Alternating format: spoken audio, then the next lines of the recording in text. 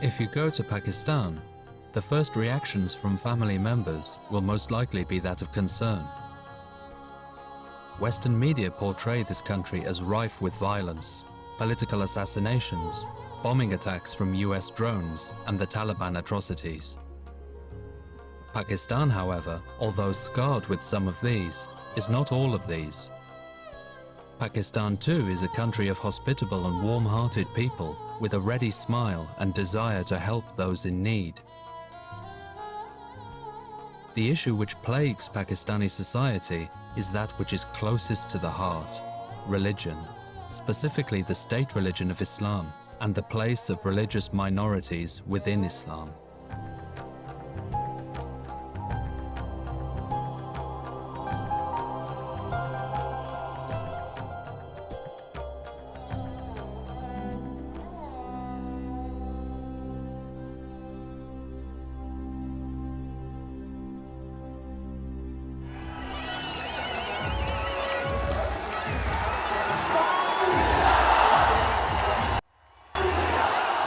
Pakistan, or more precisely, the Islamic Republic of Pakistan, lies in South Asia and is bordered by Iran, Afghanistan, China, and India. The country achieved independence in 1947, following the end of British colonial rule in India. The founding father, Mohammed Ali Jinnah, envisioned a country, although based on Islam, which was to be simultaneously pluralistic, accepting believers of other faiths, Hindus, Sikhs, and Christians. Today, 97% of this society of over 180 million people is Muslim. The majority are Sunni. The remaining 2% are Christians, though by no means new to the religious landscape, with the arrival of St. Thomas landing near to what is modern-day Islamabad, the current capital of Pakistan, in the year 52 AD.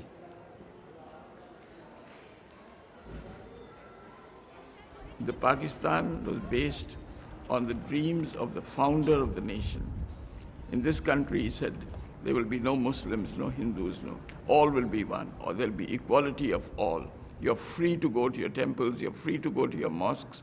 There was this freedom that was stressed. And that was the spirit in which we began this country.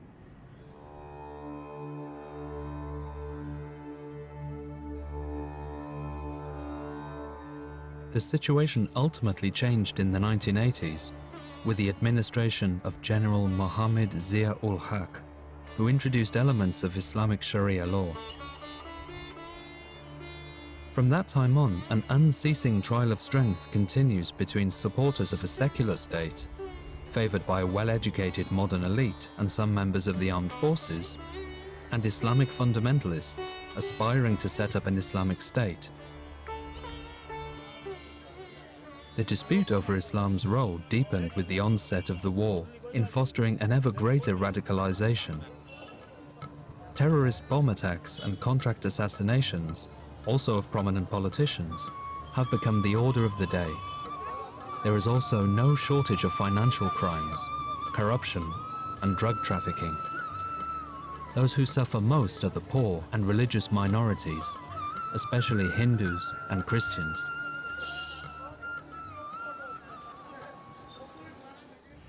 We are at a very critical point in our history with the war in Afghanistan, our neighbor country, which has a big impact on us.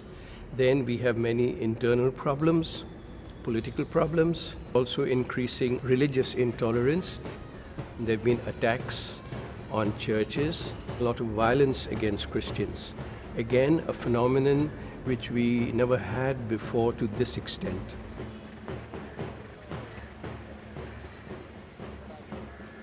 Although the cruel bomb attacks capture the headlines, perhaps the greatest suffering faced by Christians is the underlying societal hostility, the daily discriminations, such as denial of services, access to political voice, or limitation to educational opportunities.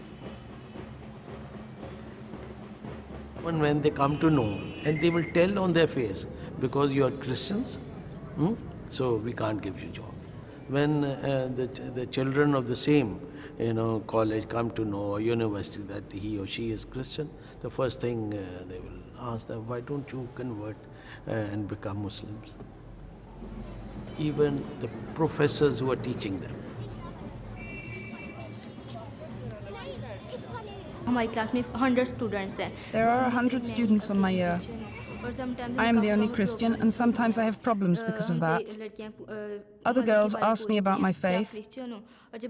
When I answer that I am a Christian, they say, "You are really a Christian? You don't look it."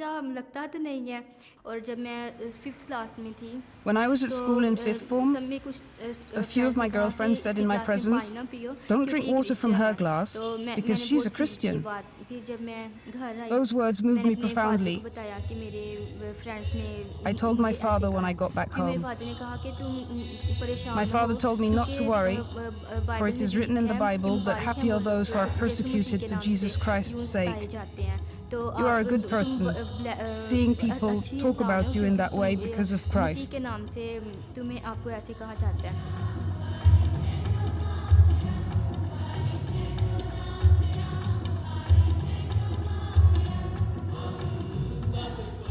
During Ziaul Haq, there were a few laws which were made, which are in a way very prejudiced law, very discriminatory laws. And among these laws, there is one with regard to witnessing. There are 2 women equal to 1 man. So if in Islamic law, 2 mature, believing men are taken as witnesses, then it has to be 4 Muslim women. And it has to be 4 Christian or Hindu men, but there have to be 8 Christian women. So if there is an adultery case or rape, then a woman has to prove, if she wants to go to the court against the man who has raped her, then she has to collect all these witnesses. And from where would she collect? And if she failed to prove her case, that means the rape case will be turned into adultery case. So the victim may be also considered as a criminal and be punished. The Catholic Bishops' National Council for Justice and Peace reports that approximately 30% of young Christians and Hindus suffer sexual harassment at work. According to some estimates, hundreds of young girls are kidnapped every year, forced to marry and convert to Islam. Shafila was 14 years old when her Muslim relatives kidnapped and raped her. She was held captive for several months and forced to convert to Islam. The kidnappers, however, eventually decided to return her for a ransom because of her poor health. The court case did not end up bringing the perpetrators to justice.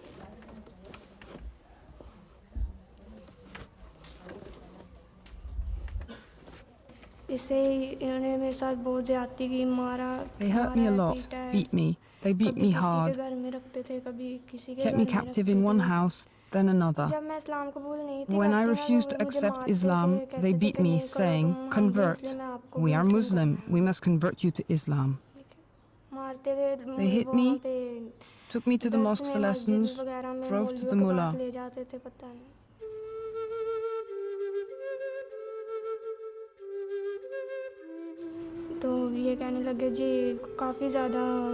They forced me to sign, to put my thumb fingerprint on many documents. Then, in my presence, my uncle phoned my parents and said, "Give us 500,000 rupees and we will return your daughter." They continuously tried to get me to marry, and when they failed, they brought me here and left me.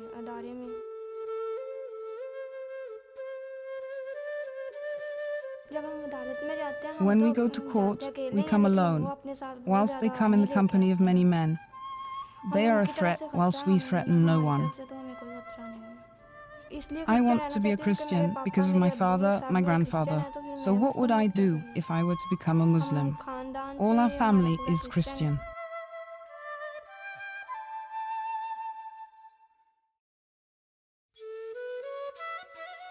Not only does the law turn a blind eye towards kidnappings, rapes, forced marriages and conversions, but the violence lies also in the heart of the society, in the family, where acts of so-called honor killings take place.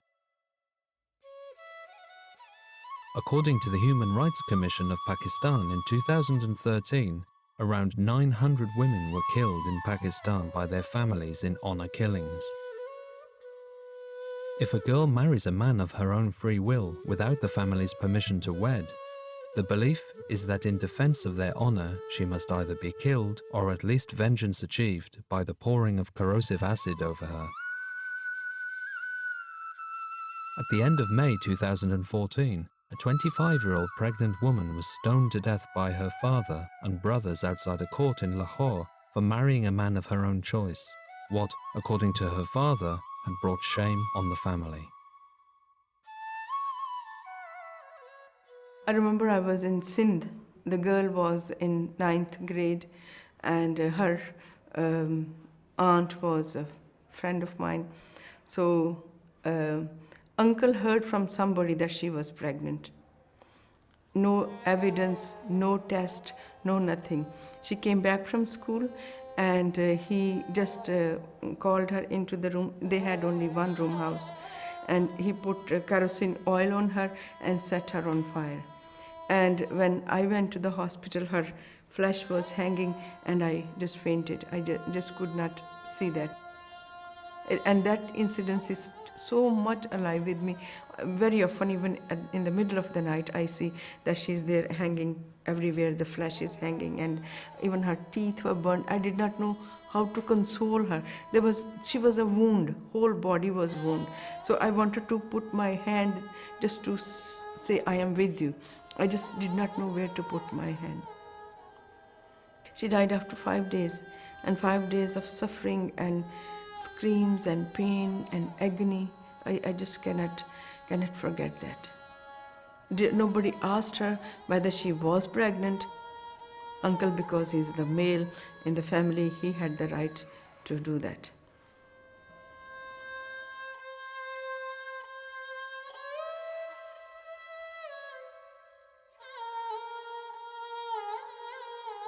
A woman associated with Pakistan all over the world, who has become a symbol of oppression towards women and the fight for religious freedom, is Asia Bibi, a Christian mother of 5 children sentenced to death in 2009 and awaiting execution.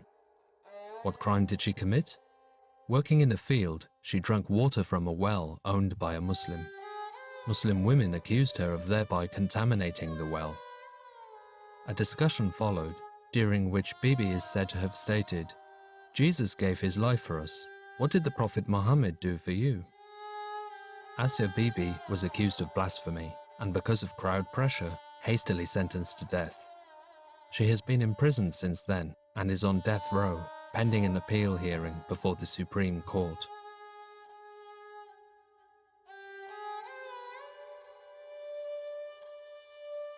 And it is injustice, totally injustice.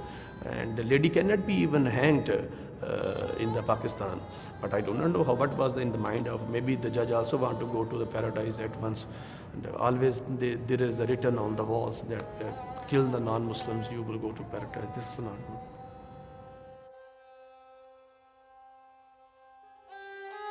If she is released, I don't think she could live in Pakistan. Any girl, or even men, if they are accused of blasphemy, they will be killed sooner or later. And the person who kills that person will go straight to heaven.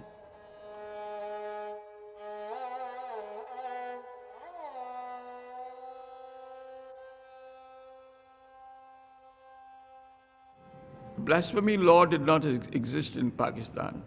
In 1925, the British brought in a law where speaking against another religion would be punishable under law. From 1927 until 1986, there were no cases of discrimination under the blasphemy law. Then Ziaul Haq quietly, with the notification, made this a law, 295B to begin with, and then 295C. The law is so badly written that anybody can be accused of blasphemy. There was no need of any other proof except 2 witnesses. once that law came in, cases started coming up. So it was really an engineered law and people wanted to make use of that law to discriminate against others. More Muslims are imprisoned accused of blasphemy against the Prophet Mohammed or insulting the Koran than Christians. For the Christian or Hindu minorities, however, these have become tools used not only to eliminate individuals, but also whole societies. The penalty for desecrating the Koran is a life sentence. The penalty for blasphemy against the Prophet Muhammad, death. Repeatedly, as a consequence of a hasty accusation and the pressure of local imams, infuriated crowds have meted out summary justice, burned and looted whole Christian villages or districts, forcing hundreds of people to flee. Dozens of people face blasphemy charges every year, as in the case of Sandal and her father Gulsher.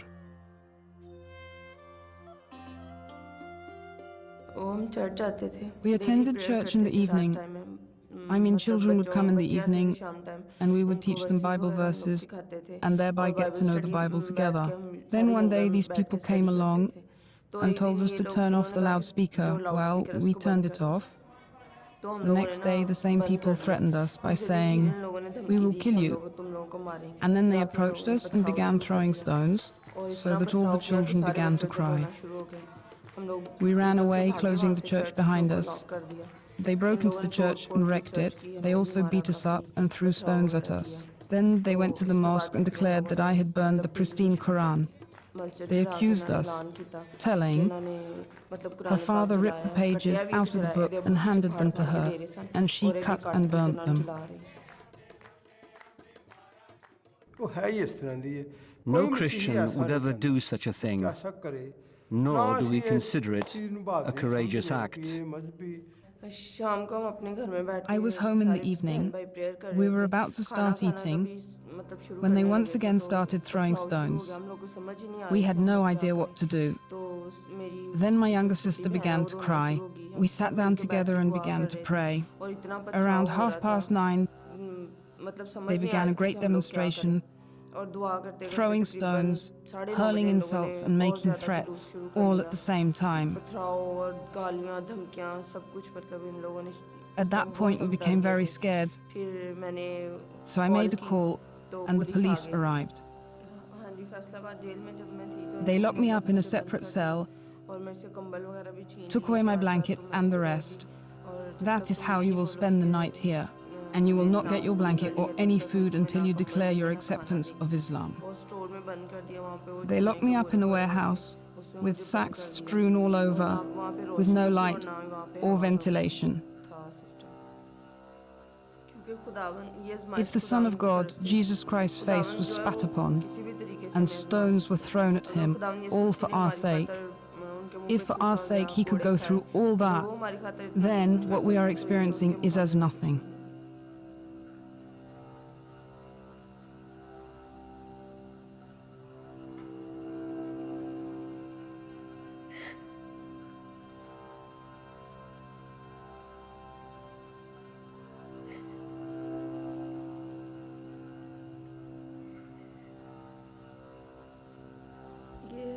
The truth is that we have moved much closer to God. On the other hand, it still feels as if we were imprisoned. If you look at it from a material point of view, then we're bankrupt. But if you look at the spiritual side, then we have won.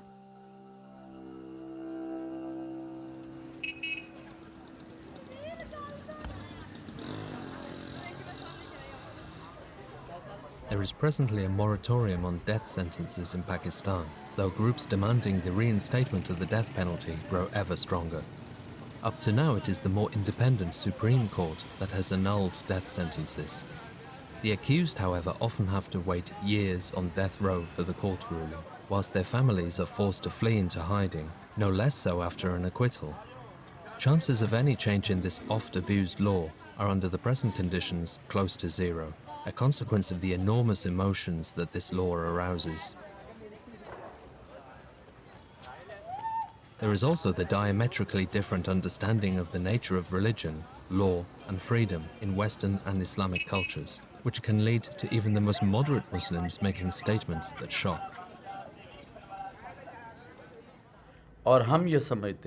I believe that if somebody commits a profane act, then he has no right to live in this world, and neither me nor any other Muslim, irrelevant of whether he might be a good Muslim, religious and God-fearing, a good man, or the greatest sinner.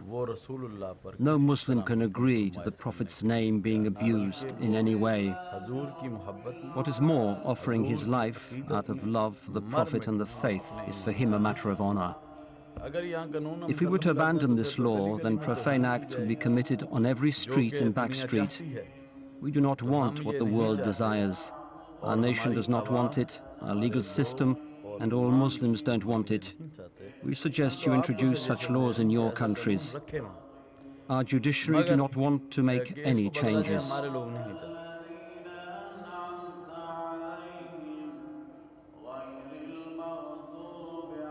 Unfortunately, the sparks that light anti-Christian riots often derive from events in the West. If the Koran is set afire in the USA, Christians in Pakistan and other Islamic countries suffer. If a film is shown in the West that offends the feelings of Muslims, innocent people on the other side of the globe are at risk from the hands of an angry crowd.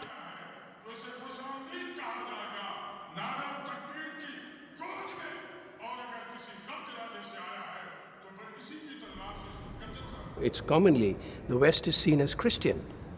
And this is also part of the problem. The perception is that the Christian West is trying to oppress the Muslims. And the example before us is of Iraq, of Afghanistan. And as a small Christian community, we suffer the effects of what is happening. तो इस्लाम के अंदर भी In Islam, beginning with the Prophet Jesus, may peace be with him, and ending with the Prophet Muhammad, may the salvation and blessing of God be with him, all the prophets are respected, and profane acts against them are under no circumstances, never, ever allowed. Which is why this must remain. As to abuse and to eliminate it, we want Pakistan's Interior Ministry to organize imams and the minority Christians and all the religious groups to form a joint commission. The commission would travel wherever this type of matter arose, and once on the spot, it would observe, investigate, punish the guilty, and release the innocent.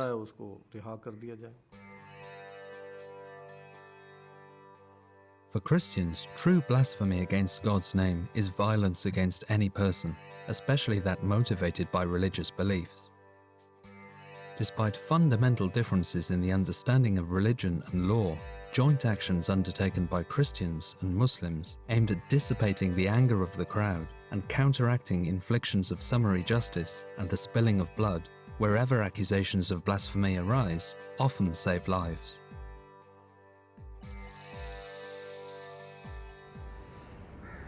What is the future? That's the question I think many people are asking. We are at a very critical point, and I'm talking on the level of Pakistan. The extremist forces seem to be gaining ground at the moment. Gaining ground not by winning the minds of the people, but by force, by violence, by using forceful and violent tactics. While on the other hand, you have so many Muslims who are very balanced and do not want this kind of Islam.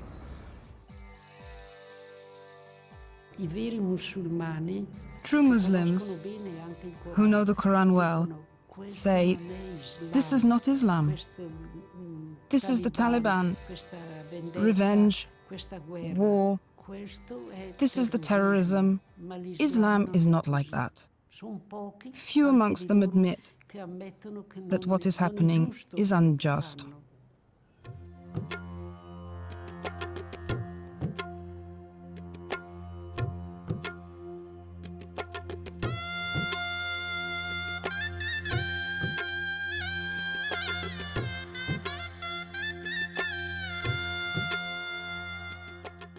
I believe dialogue is possible. And the vast majority of Muslims is very good. The media makes it look very different. But everyday life, it is possible, and it is possible to dialogue with even the very group of the ulama, the learned scholars among them.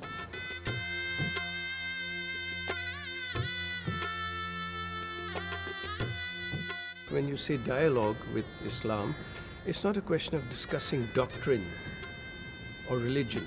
You can try to come to an understanding of each other's religion and what we believe, but I think most of the people are not ready for that. But where we can have a dialogue is what I would call a dialogue of life, where we have so many common values, where in society there are so many things against which or for which we can work together. When my mother died, both the Honourable Local Bishop and Venerable Priests accompanied me during that sad time. I similarly, when suffering touches them or a tragedy befalls, visit them in person. For example, with the approach of Christmas, I send them flowers and pray for them.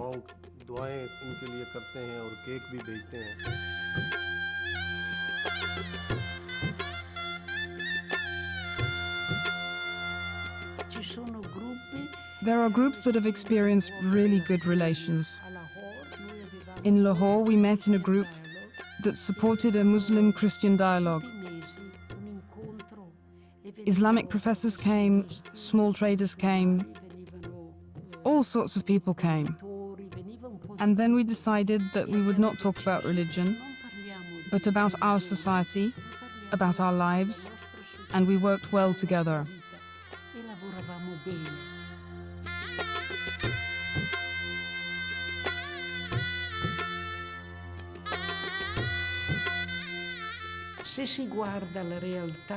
If you look at reality, there are plenty of good reasons to be scared. But it is through those very difficulties that I see God's call for us to be ever stronger in faith and to rest our hopes in His providence. God will not abandon us. Dio non ci abbandona.